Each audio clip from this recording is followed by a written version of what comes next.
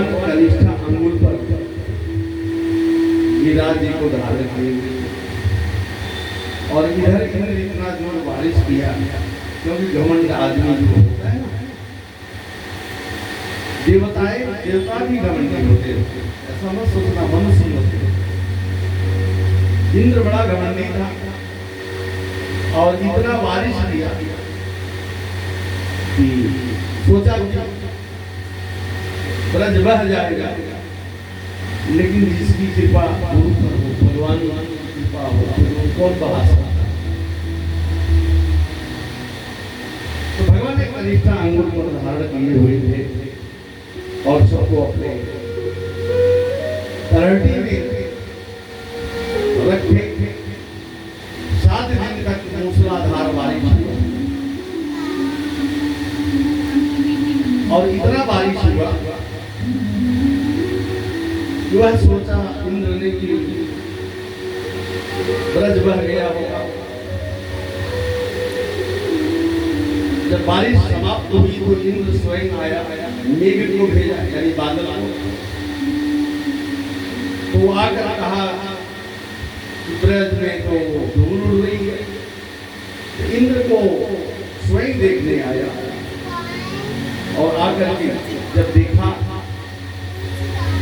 तो इंद्र ने ऐरावत हाथी को लेकर आया और कामधेनु मैया को लेकर आया। जब कामधेनु मैया को लेकर आया तो भगवान के सामने नतमस्तक होकर के प्रणाम किया और भगवान को ऐरावत हाथी को आदेश इंद्र ने किया, जाओ यमुना से जल लेकर आओ और कामधेनु मैया गैया से दूध निकाला गया और भगवान का अभिषेक हो रहा है। क्योंकि उसे अहंकार था और भगवान ने उनका अहंकार मान मर्दन कर दिया। तो भगवान को भोग लगा 56 प्रकार का। कितना? 56 प्रकार का भोग लगा। क्यों? 2 लाख का था, 10 लाख का था, तो 56 ही तो। क्योंकि दिन में 4 प्रहार होते हैं। कितने? 4 और रात में 4 प्रहार होता है, तो कितना हुआ? 8 प्रहार। कितना हुआ? 8 प्रहार। तो भगवान ने गिरिराज कितने दिन उठाए थे?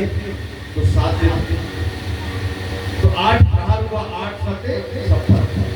भगवान का भोग कितना लगता है? 8 प्रहार भगवान को भोजन लगता है।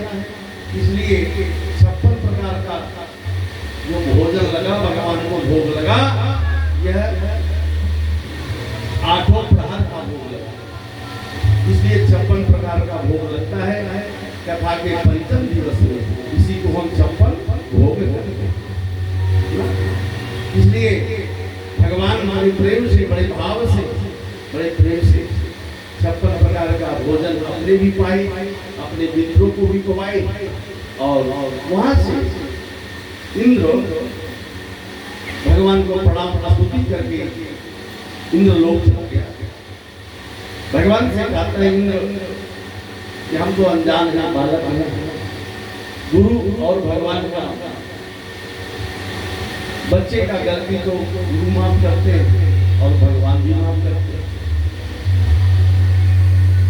तो भूल भूरी भगवान को प्रशंसा और भगवान का आशीर्वाद लिया और वह अपने इंद्र लोक चला।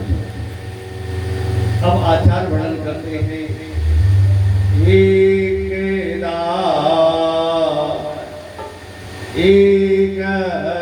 एकदस्याम निराहार संभय जनार्दनम अस्नातुं नंदस्तो कालिंद्याद्वा दशयाम जलमा।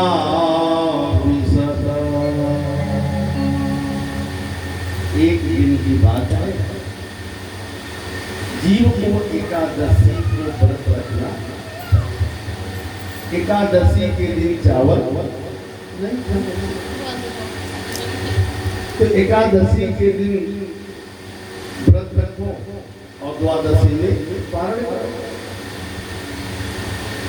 एक दिन नंद बाबा ने एकादशी का व्रत किए हुए थे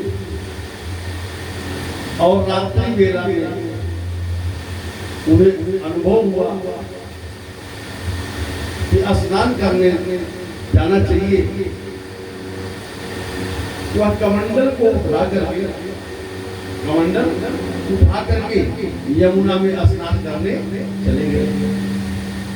अच्छा, ध्यान देना, पहले के समय में लोग सूर्यास्त हो जाने के बाद गंगा पार नहीं करते थे और जिन माताओं को गर्भ संतान रहता था वह गंगा पार नहीं होती। अब की बात छोड़ती तो क्योंकि उस गंगा में वरुण भगवान की राजधानी है। इसका वरुण भगवान की राजधानी है। अब यहाँ पर नंद बाबा ने रात्रि बेला यमुना स्नान करने के लिए चले। जैसे उन्होंने कमंडल को यमुना में डुबाई, तैसे वरुण के अनुचरों ने नंद बाबा को पकड़ लिया। क्योंकि रात्रि में अगर कोई सो रहा 2 बजे और कोई आपके दरवाजे आ गए तो क्या करेंगे?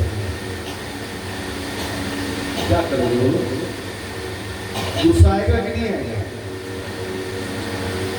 तो इस प्रकार से वरुण के अनुचरों ने